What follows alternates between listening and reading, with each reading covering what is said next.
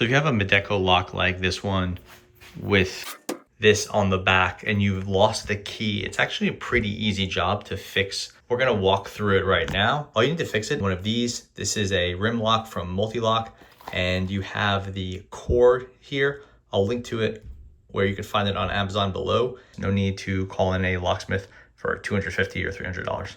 Okay, so ingredients wise, I have a heavy duty Phillips screwdriver, a small Phillips screwdriver, and a big pair of line spin pliers in case I need to cut anything serious. You may also want to use some sort of light duty hacksaw. You probably won't need it, but it's good to have just in case. First things first, we're going to remove these screws right here. Just need a standard Phillips screwdriver. These aren't meant to be super tight.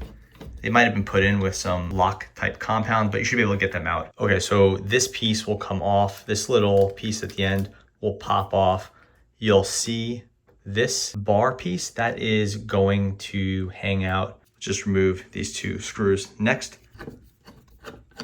with those two screws removed, this mounting plate will come off and you'll see everything now is just flopping around. You can go ahead and remove the old core from the door. We're gonna have to note the length of this piece here, since we're gonna have to replicate that for the new one. There's the old one, there's the new one. We're gonna have to cut this new one down in order to get it to be the same length as the old one. We can use a heavy duty pliers like a line spin plier, or if you use a hacksaw. Make sure not to go too short. You wanna try it out a few times and leave it a little bit extra length on there. So these are the old screws, these are the new screws, and you're gonna use that to create the sort of sandwich that holds this new plate in, and you may have to cut them. That's why they have these little indents right here. You can see the new one uncut right here. Here's the old one.